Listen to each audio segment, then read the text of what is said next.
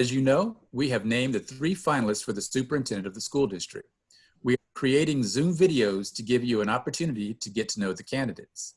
I would like to introduce Mr. Keith Price, who currently serves as Assistant Superintendent for the Richland II School District. Hello, Mr. Price. Hello, Mr. Jenkins. Okay, if you could please tell us about yourself and your career. Sure thing. Well, first I want to say hello, Georgetown County. I wish that we were able to do this in person so that we could have some dialogue back and forth, but as we all continue to adjust to the new normal, I'm happy to be able to come to you at least in this format. But I look forward to meeting you all in person, hopefully in the very near future. I'd like to begin by thanking the School District Board of Trustees for Georgetown County. They were so welcoming and gracious earlier this week, and they've made this part of the process really, really pleasant. And it's very obvious that each of them have a passion about the success of Georgetown County schools moving forward, and I'm honored to be a finalist for your superintendent position.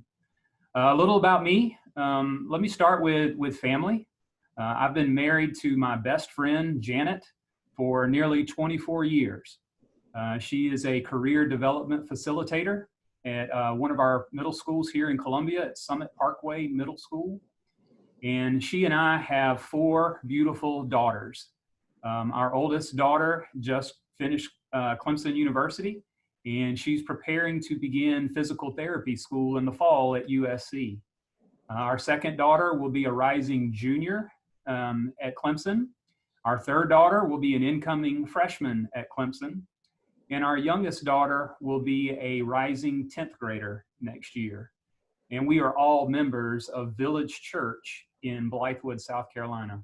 I wanted to start with my faith and my family because both of those are really, really important to me. So I certainly wanted to start with recognizing them. A little about my career.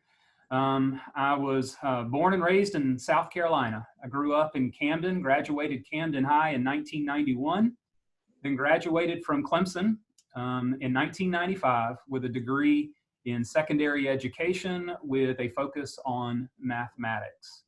I was a December graduate, so I found a job for a second semester in Greenville County Schools, where I worked at League Academy, which was a magnet school in Greenville County.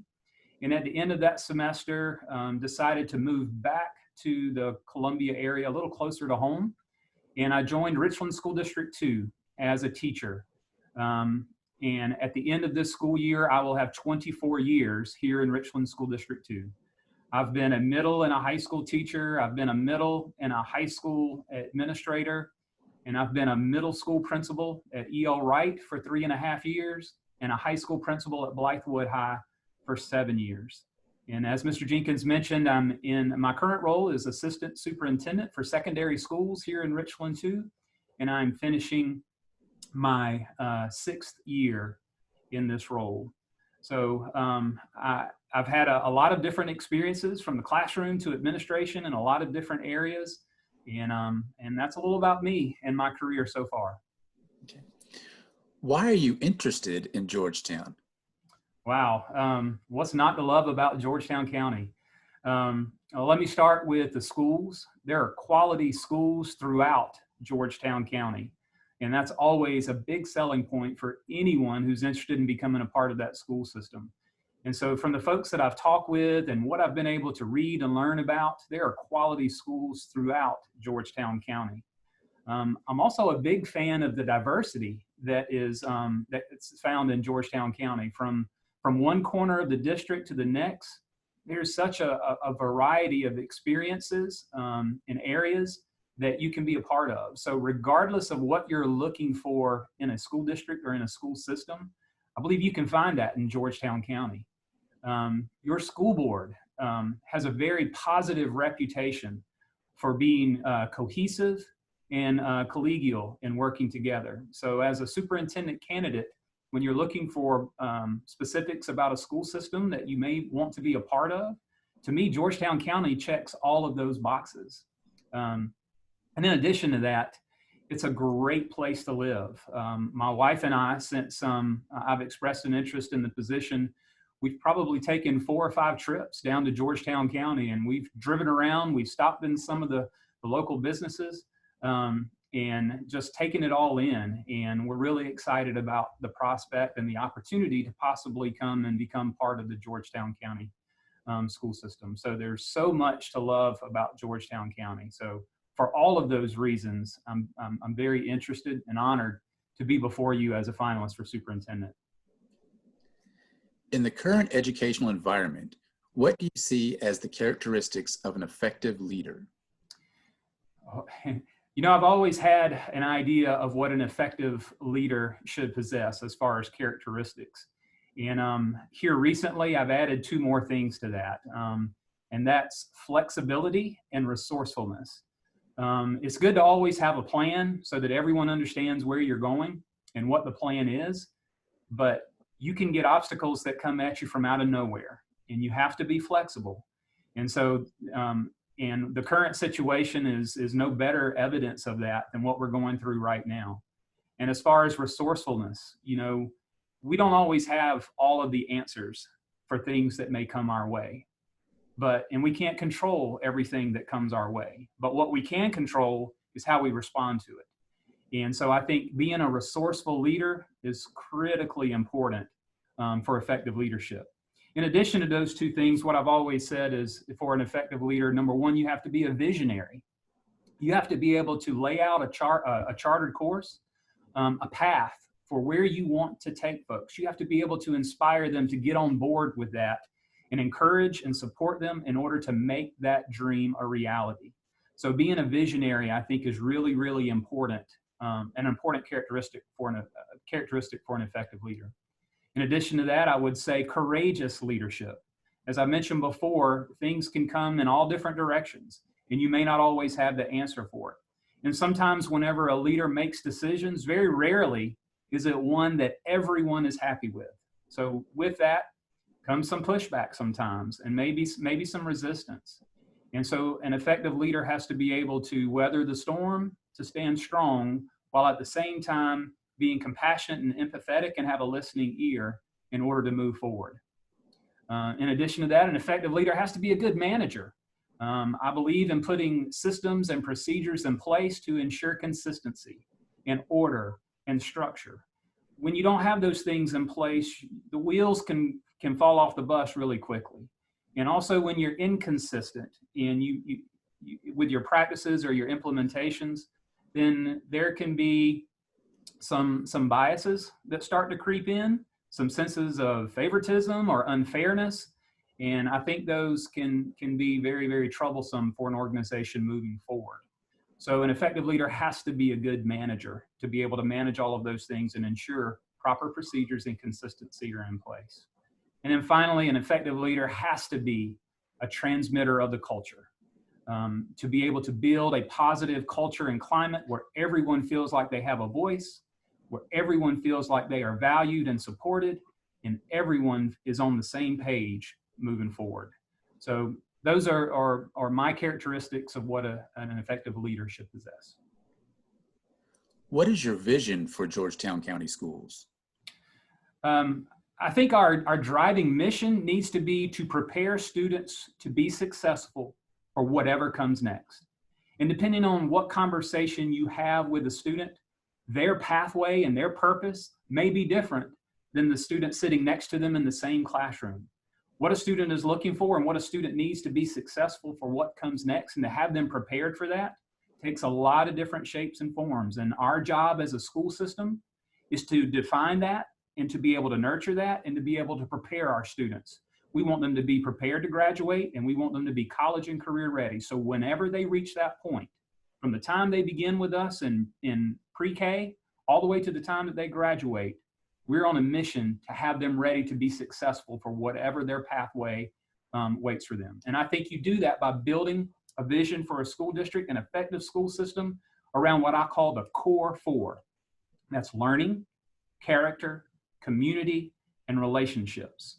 We're a learning organization. We have to focus on teaching and learning so that we make sure that we're providing a world-class education that's both responsive, reflective, and indicative of what our students and our community are looking for whenever they leave our school system after they graduate.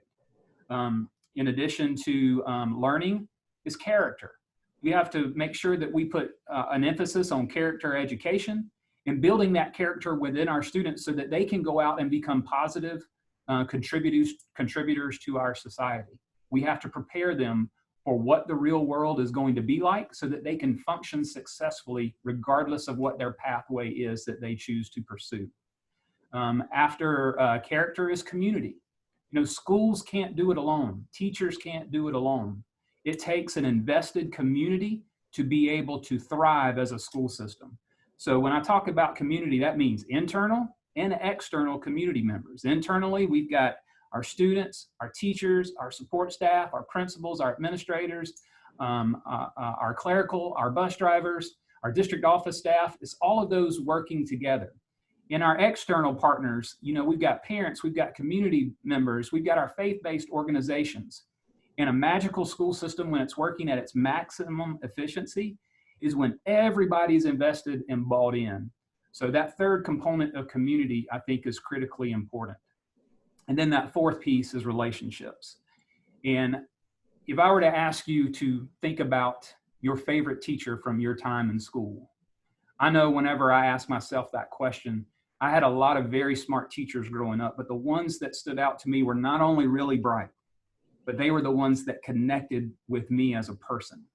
And I think you can't understate the importance of relationships enough. And we've got to invest in those relationships. That's student to student, teacher to student, students to parents. It's all of those community members that I talked about. We've got to invest in building and establishing and supporting those relationships. And one of the things that I failed to mention when you asked me the question of why am I interested in Georgetown? You know, as I just shared, relationships are really important to me. And when we were wrapping up the interview with the school board earlier this week, you know, I asked this question at the very end. Tell me, if you would please, what is it about Georgetown County that you love the most? And I believe 4 out of the board members in the room all said the same thing, and that's relationships. And there seems to be a very healthy commitment to the power of relationships and how important they are already in Georgetown County. So the values that already exist in Georgetown County match really, really well with what I value as a person and as an educator. And so that's one more reason why I'm really interested in Georgetown County. How would you involve the community and the staff in the decision-making process when implementing your vision? That's a great question, and they are critically important. You know, I've oftentimes said that regardless of your leadership position, and whenever I was a school principal and even in my role now as an assistant superintendent, you know, I never felt like I could lead from an office behind a desk. I believe in being out and about. I believe in being visible and being a participant out in the community at events. So I plan to be out and about. And the first thing that I would really need to invest in is getting to know everyone's thoughts and ideas. You know, whenever the vision that I talked about is kind of an overlay, but when you start talking about specific goals and priorities and strategies, that's when everybody needs to have a voice in that. And I think everyone has to come together. And that doesn't happen from me sitting in an office behind a desk. My plan would be to get out and make those connections, to get to know the priorities of our school board members, of our principals and administrators, of our teachers, parents, community members. That's critical. If we're going to come up and create a plan for success for moving forward, that can't be done without making connections with the people throughout Georgetown County. So I think that would be critically important for creating a plan that everyone buys into and everyone holds on to as we begin to move forward. So I think that would be a critically important aspect in developing that vision and putting it into place. What would you like to accomplish during your first year? Well, that getting to know Georgetown County is really going to be a big priority of mine. And I want to get to know what are the strengths throughout Georgetown County. I want to know what are our weaknesses or our struggles throughout Georgetown County.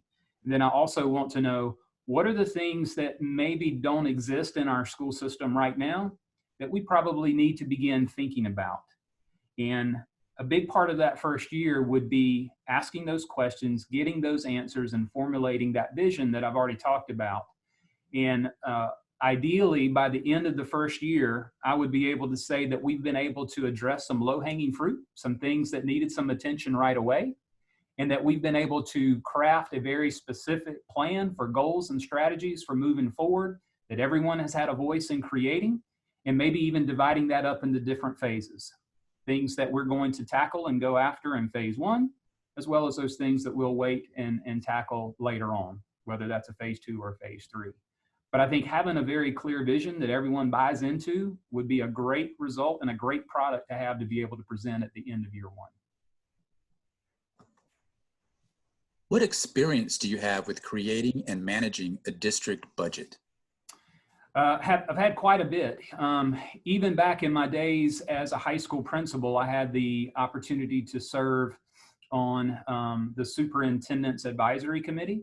And now as a member of the Executive Cabinet, I have a front row seat whenever we begin our budget process. It's controlled and managed by our Chief Finance Officer and our Superintendent, but I've had a front row seat in that. And we have a very similar system. There are a few differences between how we do things now and how Georgetown County does it, but there are a lot of similarities. And it starts with identifying the priorities of our board so that those are taken into consideration whenever we're crafting our budget. I also believe in taking a look at strategic abandonment. I don't believe that once you invest in a program or a product or an initiative, that it's funded forever and ever without any thought of it again. I think we have to be in touch with our data to make sure that the results that we're getting from something that we're invested in are worth the investment. And if not, maybe it's time we need to rethink that and possibly reallocate those funds to something else. So strategic abandonment review is part of a process that we do now. In addition to that, I've talked about voice and community buy-in. What I would like to do and what we do now is we get input and ideas from our employees about the things that they think should be established as a priority whenever we're crafting our budget. After that, we listen to proposals from school principal representatives, from district level department representatives, to take a look at all of the things that have been identified as important moving forward for budget considerations. And at the end of that, you take everything that's been presented, and let's say you've got a list of things and their total cost. And then you look at what are the funds available for our budget moving forward. And oftentimes, the things that are proposed cost more than the money we have available. So then comes the process of identifying the priorities and the things that are most important. And when you have a cut line, you have to work to determine what's above the cut line and what's below the cut line. So some things get approved, some things get delayed, some things are partially implemented, other things are fully implemented. And so after that is done, and with the work and the collaboration of the board, our budget is approved, and we start our plan for moving forward. So I've been very fortunate in the roles that I've had as both principal and assistant superintendent to have a front row seat with every step of the budget process. And in closing, what do you especially want Georgetown to know about you? Well, you know, another thing that I didn't mention before, a little more about me. I enjoy running and exercise. I like being active and outdoors a lot. And in case you didn't pick up on it, I'm a big Clemson fan. So on Saturdays in the fall, my family and I can usually be found in Death Valley cheering on our Tigers. In addition to that, for me as a person, what you're going to find is a person of character and someone who's an ethical decision maker. My character is very important to me. So what you see is what you get. I'm not going to be one way with one group. I'm not going to be another way with another group. And if I'm fortunate enough to have the opportunity to become the next superintendent in Georgetown County, what I commit to you is that I will be a superintendent for everyone. I believe in equity, in making sure that we are making decisions in the best interest of every student, every family, and every school. It doesn't matter where your address is, what your ability levels are. Our job and our responsibility is to provide you a quality educational experience to help you be prepared for whatever may come next.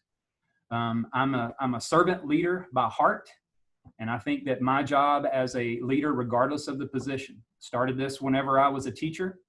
I carried this philosophy on with me as I became an assistant principal, then a principal, and I still carry it today as an assistant superintendent.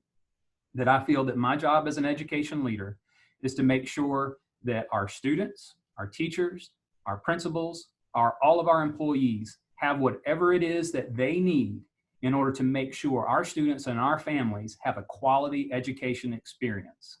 So I think that's really important to me. I've always looked through the lens of would I want my daughters to have this experience?